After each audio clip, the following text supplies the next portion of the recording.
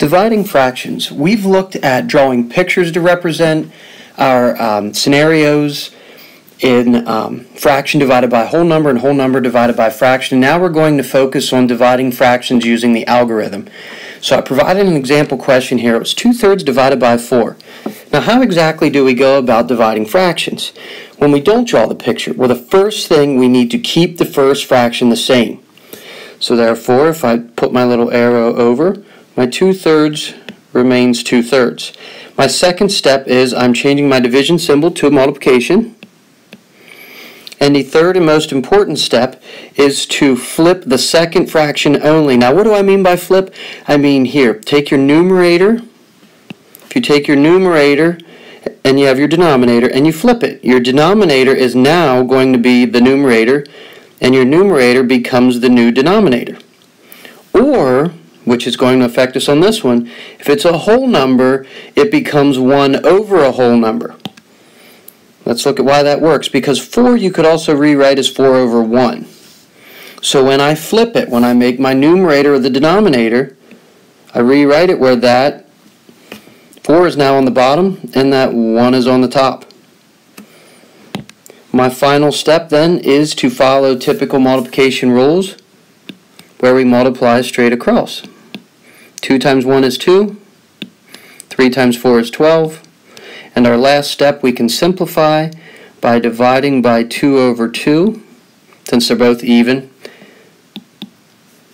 We do 2 divided by 2 is 1, and 12 divided by 2 is 6. So there would be my final answer for the question, 2/3 divided by 4. Let's do a couple of these together, and then I have 2 for you to try. So 3/4 divided by 5.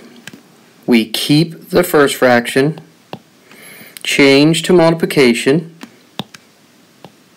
Since 5 I can rewrite as 5 over 1, I flip it, and it's now 1 over 5.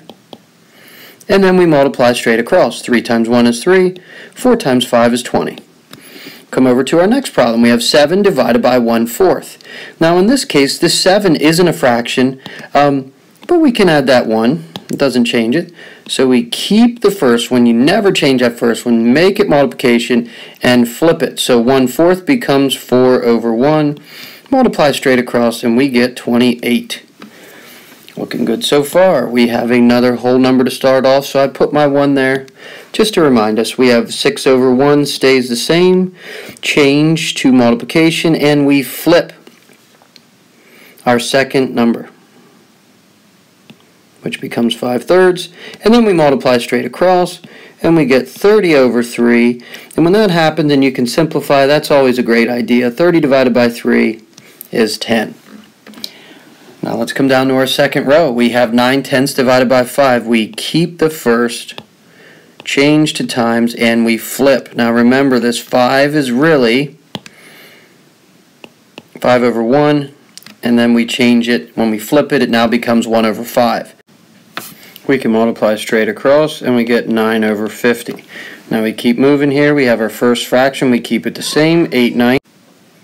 Switch it to multiplication. And our 4 over 1 becomes 1/4. Multiply straight across, we get 8 over 36. We can simplify by doing 4 over 4, which equals 2/9. Now our next fraction here, we have 7, or 7 over 1 divided by 2/3. Go move that over a little bit. 7 over 1 we're going to keep, make it multiply, or multiplication, and we flip that second fraction.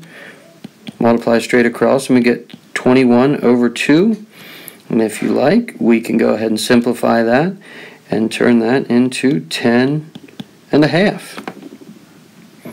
So again, just to recap, we have keep the first fraction the same, then you change your division symbol to multiplication, and most importantly you flip the second fraction only.